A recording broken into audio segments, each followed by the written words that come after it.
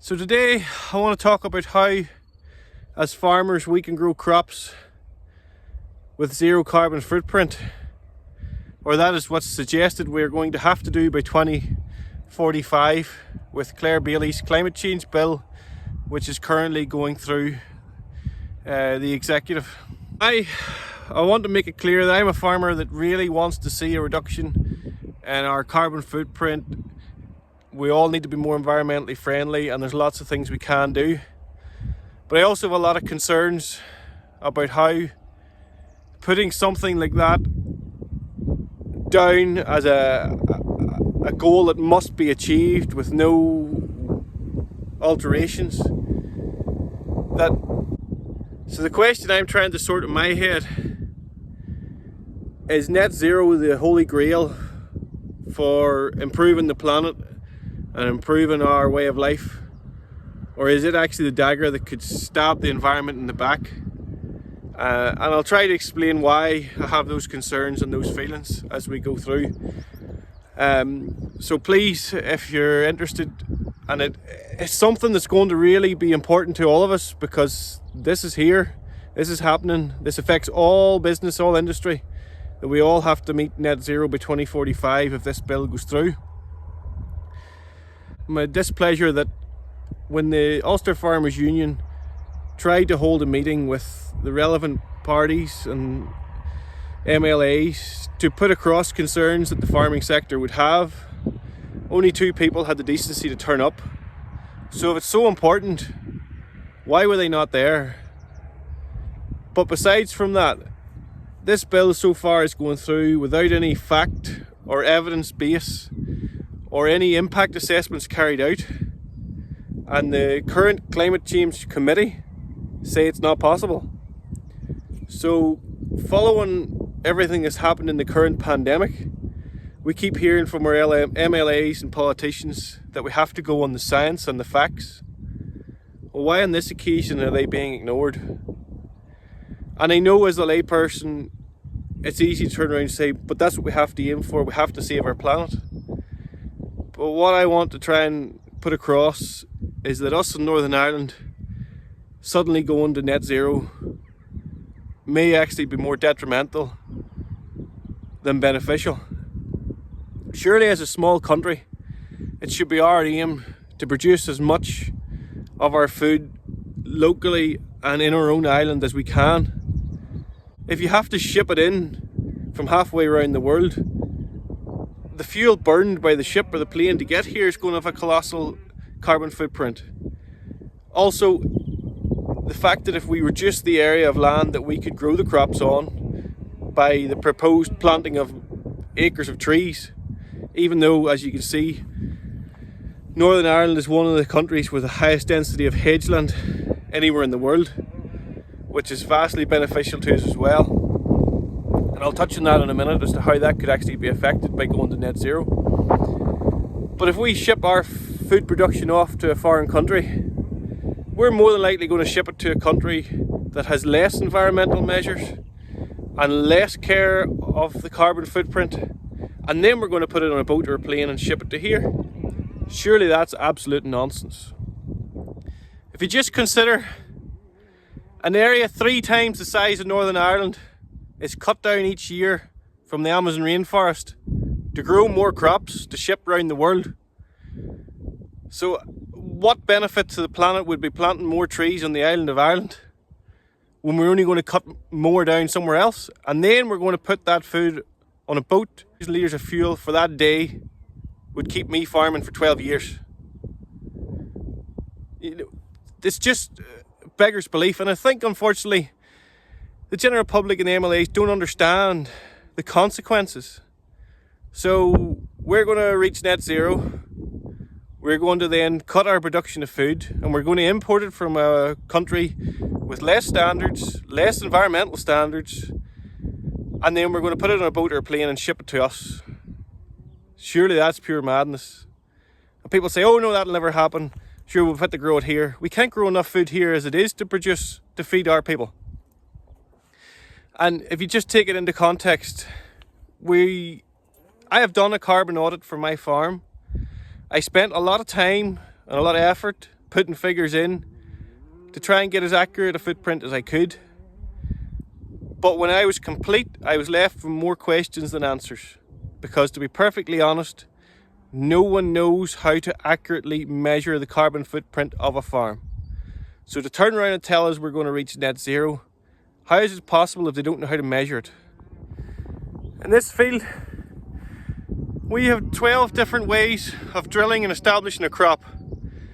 Now I'm doing this to try and help reduce my carbon footprint by using the most efficient method of drilling with the best machine possible. Now, when I was doing my carbon audit and we're putting the different machines in, I'm told, oh, there's just no-till, min-till and full-till. Well, I have 12 different ways of establishing it in this field, but they couldn't break it down and divide it out. Every one of these methods will have a different carbon footprint, but nobody can measure it. I'm establishing these potatoes with a min-till method. One machine, one tractor, leaves the land ready to plant. So that's a second tractor and a planter, which is completely different to 99% of the way potatoes are planted in this country. But in my carbon audit, I've got the same footprint as everybody else because nobody knows how to measure my footprint.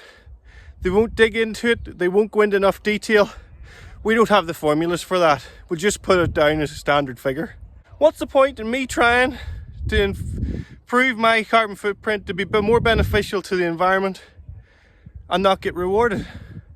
So come 2045, how do they define the difference between my operation for planting potatoes and the guy next door who's gone down the field with 5 tractors burning diesel 5 times and I only need to do it twice? Add this to the fact that you can see behind me and all around, we farm in an area with lots of small fields. One of the best ways I could reduce my carbon footprint would be far more efficiency. I could be 30% more efficient if I removed every other hedge on the farm. Now, is that beneficial to the environment? I don't think so.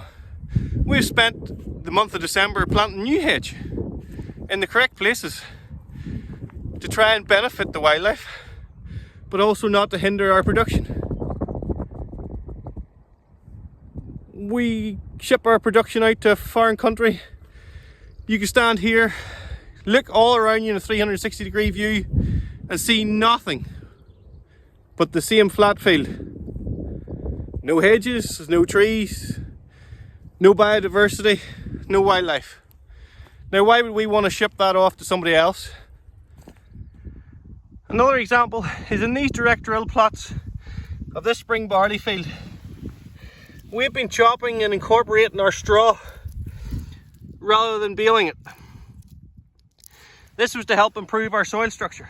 As part of my work with the AHDB's Monitor Farm programme, the aims of my 3-year tenure was to improve the health of my soil. That in turn that would improve the health of my crops and make me less reliant on chemicals. One of the things we've been doing is chopping the straw. But the environmental impact of doing that is beneficial to the soil, to the health of the soil, to the organic matter of the soil, to the next crop planted will have nutrients available to it by natural method rather than artificial fertilizers. But on my carbon audit, one of the high marks for carbon release was nitrous oxide through crop breakdown. So I could reduce my carbon footprint by baling that straw and shipping it off to another farmer or somebody else. That would reduce my carbon footprint, but it wouldn't benefit my farm business, nor the soil, nor the environment. So then I would have to add extra artificial fertilizer with a carbon footprint to continue to grow the crop. Again, stupid. And that may be something that the farmers and the government in the Republic of Ireland find shortly. They're trialling a pilot scheme where they're going to pay the farmers to encourage them to chop their straw to improve their soil health. But literally all they're going to do is increase their farmers' carbon footprint.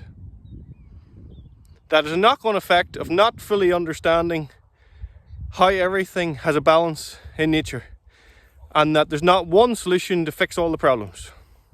So I asked my carbon auditor, would I be better to plough that straw down, or my cover crop residue? We grow cover crops here to protect the soil throughout the winter by stopping the water washing it away or the wind blowing it away, and then there'll be less carbon release because the soil's covered.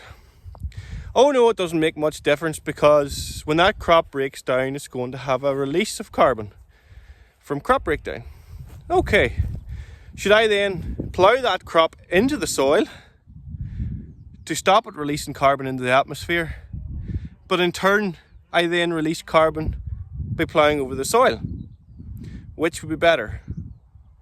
Oh, we don't know the answer to that question. Another way that we may see our carbon footprint increase in the near future is the fact that environmentalists, green lobbyists, NGOs, they all want us to reduce the amount of chemicals we use. And I'm all for reducing the amount of chemicals we use, but at the same time, some of them are absolutely necessary at the moment. And a good example of that is the weeds. We've just had a good spell of rain, which has also helped the weeds germinate as well as the grain. Now, if we left that grain and didn't get rid of those weeds, the weeds would choke out the grain and we'd have either a poor crop or no crop. And at the end of the day, we're trying to feed the world, so we need to produce as much food as possible, given the fact that we're already an import nation. So one of the alternatives to chemical use is to manually weed this, which means I would have to go through the rows with a mechanical weeder, disturb the soil, knock out the wee weeds and leave behind the grain. Same could be said for any crop. However, this method of getting rid of the weeds requires a tractor or a machine to pull the implement which is going to disturb the weeds. That therefore is going to use fuel, which is going to release gases into the atmosphere and increase our carbon footprint. What I could do in a day with my sprayer and a small amount of chemical would take me a week with a tractor and a weeder. So I'm going to have a lot less fuel burned by using the sprayer than using the tractor. Also, when I'm spraying the chemical, I don't release any carbon from the soil because I'm not disturbing the soil. If I'm going to go through and disturb the soil with the mechanical weeder, that soil is then going to release carbon into the atmosphere, therefore increasing my carbon footprint. So if you take away our chemicals and you take away our ability to burn fuel because we can't have a carbon footprint, well, hey presto, we've got neither. So we're not going to be able to grow any crops. So again, we'll ship it off to another country, they can grow the crops for us, we'll ship them in a boat which is going to burn thousands of tons of fuel every day. But hey presto, sure, it's somebody else's problem, it's not ours. Are we starting to build a bit of a picture? I don't want this to sound like a rant or very negative, but these are genuine concerns I have as a farmer. And another major issue is we're working with the land as a farmer. We can't really go and acquire land to offset our carbon footprint, but that would be the wrong thing to do anyway. If you're an airline or a shipping company and you go out and buy part of the Amazon rainforest, enough to offset your carbon footprint and become net zero, that has effectively changed nothing, because they're still burning and emitting the same amount of harmful fuel or gas or carbon as they ever were. Those trees that they purchased are still sequestering the same amount as they ever were. They're just in different ownership. It doesn't do anything to reduce the world's carbon footprint. I also asked carbon auditors that question. If everybody in the UK and Ireland went to net zero, what impact would it have on the world? And the answer was 0.something%. So we're such small fry that we're going to get head up and reaching net zero, and actually increase the carbon footprint further around the world. Reduce our environmental standards quite possibly, because we can't have extremely high environmental standards plus zero carbon footprint, because as we use chemicals and use chemistry to fight against diseases and weeds, we will alternatively have to go to methods which will probably burn fossil fuels to fight them. So we're going around in circles. But if we were to slow the whole process down, think it through, and learn how to do each wee bit a bit better every time, we would be far better positioned. We would be in control of our own food. We wouldn't be shipping it out to somebody else. We would be more resilient going forward. And as the pandemic and Brexit showed, food security in this country isn't there. People complain, why is the stuff not on the shelves? And that's a whole part of the problem. People say the farmers are to blame. Farmers are part of the solution. Farmers can do better. We will do better, and we need to do better. But it's a societal issue. I have done surveys of my customers in the farm shop, and I'll maybe try and put the results up here now to show you.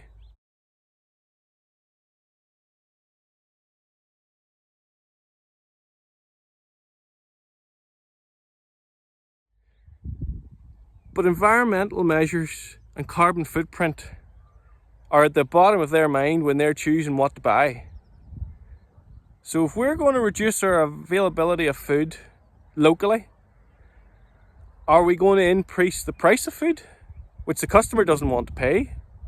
So then they're going to ship the food from the cheapest place possible, with the lowest standards, the highest carbon footprint, and hey presto, we make the problem worse. But here, what do I know? I'm just a silly old farmer. I'm trying to grow this field of wheat, to mill my own flour, that we can use in our own farm shop and tea rooms to feed the people. So it will have no air miles, no travel distance. It's grown, processed, used locally.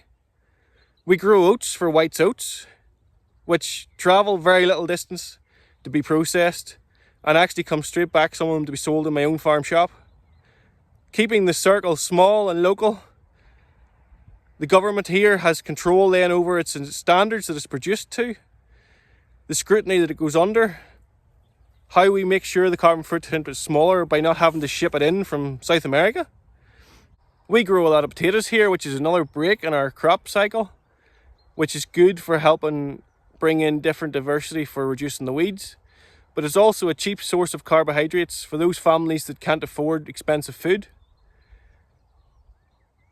But the production of potatoes is quite labour intensive and quite machinery intensive. Now, we have tried to cut that down as much as possible, but carbon footprint wise, we could jeopardise that. So then we're getting rid of the staple products that people can buy to feed their family cheaply, because it won't be acceptable to do so because of the carbon footprint. Take, for example, the wind turbine in the background producing renewable energy. That's great. And that's a positive. But the fact that the government put in that they wanted to get rid of all diesel cars by 2030 means we don't have enough of those wind turbines to create renewable energy. So what is it that's going to be used to power the electricity, to charge all the electric cars? Oh wait, that's fossil fuels. That's going to release carbon into the atmosphere. That was very well thought through.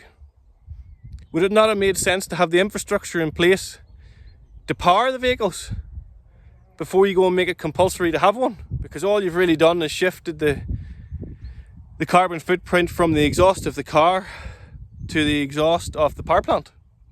Hasn't really changed anything around the world. Hasn't reduced the carbon footprint, because we don't have the infrastructure in place. Just like if we don't have the alternatives in place to grow our crops with a lower carbon footprint, we'll ship them out and let somebody with a higher carbon footprint grow them. We also keep cattle on the farm. They're a great addition in that the steep sloping fields that are not ideal for tillage and for growing crops or producing fruit and vegetables can be used by the cattle to graze the grass. And we try and keep them on the grass as many months of the year as we can. And that then is beneficial because grass sequesters carbon. The organic matter produced by the cattle when they are in the shed in the winter being fed the silage can then be used and put back onto the land as an organic fertiliser, reducing the use of artificial man-made fertilisers, which are more harmful for the environment. But there's just one slight issue. Under the rules of net zero, it is quite likely that we will have to get rid of the cattle. Simple reason is they pass wind too much. And because that's a harmful gas, it will give us a higher carbon footprint. So even though the amount of people in the world eating beef and lamb and pork, etc. is rising, we're going to have to at least half our livestock numbers, according to the Climate Change Committee, to have any chance of meeting net zero. But again, what's that going to do? That's going to get rid of cattle that are produced locally, sustainably, with a lower carbon footprint than New Zealand lamb or Argentinian beef. But oh yeah, wait. When the consumer realises they haven't got any, or the supermarket realises they haven't got any local, what are they going to do? They're going to put it on a boat or a plane and ship it halfway around the world because the customer says, I want. And regardless of what anybody says, we're now in a generation where people expect and believe they're entitled to whatever they want, whenever they want. So if they want to eat beef, the supermarket will sell them what they want to eat. So it will come from somewhere with a lower standard of production, a higher carbon footprint. Oh yeah, wait, we'll just let the boat and plane blow fuel all around the world just to get it here to us. And we might even have to cut a bit more of the rainforest down to grow a bit more grass to feed those cattle, because there'll be more reliance on those countries to provide food for the rest of us. Makes a lot of sense, doesn't it? So when we've shipped our food production all halfway around the world, another important thing to remember is that here in Northern Ireland, the UK, we have some of the best growing conditions in the world. For example, our crop of oats or wheat that we grow for flour or for human consumption in your porridge, we can in general grow double the amount per acre to lots of the big production countries in the world, like of Australia, South America. The amount they can grow on 1 acre of land is half what we can grow. So it might be a wee small country, but we punch hard above our weight, and given the right conditions and allowed to do the job properly, we can produce a lot of food in a small area. So if you halved food production here, it doesn't mean doubling it somewhere else. It more or less means quadrupling the area to achieve the same amount. Well yeah, then there's the aspect of shipping it on a boat or a plane halfway around the world to get it here. So I suppose if we wanted to summarise, my concerns would be that if we push too hard to get net zero rather than a good reduction in our carbon footprint, we're going to end up pushing food production further away, produced to a lower standard with a higher carbon footprint. We'll then have to ship it halfway around the world to get it to us. The food that we do grow here on the area that we have left that's not covered in trees will probably become more reliant on fossil fuels or chemicals, because we know the way we're going, the number of chemicals is being reduced every year. That's a separate argument, but if we reduce the number of chemicals, we increase the reliance on mechanical technology to take out diseases or weeds. Therefore, that has an increased fuel usage, and that increased fuel usage has a carbon footprint. Thirdly, if we reduce the number of cattle that we have in the country, we reduce the amount of organic manures that we have available to the arable industry, to the livestock farmer, to whoever, to grow crops. So therefore we're more than likely to be more reliant on chemical fertiliser. But oh wait, yeah, they'll probably put a restriction on the amount of chemical fertiliser we can put on. So then we're going to reduce the yields we can produce on each acre of land. So we're going to ship half our production away, the other half's going to be grown locally, but it's going to be grown at a reduced yield to keep carbon footprint down. So then we're going to have to increase again the amount we import with a higher carbon footprint and a lower standard, just to keep still where we are. The number of people in the world's rising. The amount of food they need is rising. But we're going to cut our production and ship it off to somebody else and increase the world's carbon footprint. Surely we need to be protecting our own country with as much food security as possible, grown to the best standards as possible, and the lowest carbon footprint possible. But my concern is that net zero is not quite achievable yet. We don't have the technologies or the whereabouts to even measure the carbon footprint. Never mind know if we're at net zero. So yeah, I would like to ask the MLAs that are voting on this climate change bill on Monday to really consider the impacts of what they're doing. I want to reduce the carbon footprint. I want to improve the environment. I want to slow down climate change. But we're very small fish in a big pond. And what we could end up doing is making the big pond worse and the wee pond better. And one will not counterbalance the other.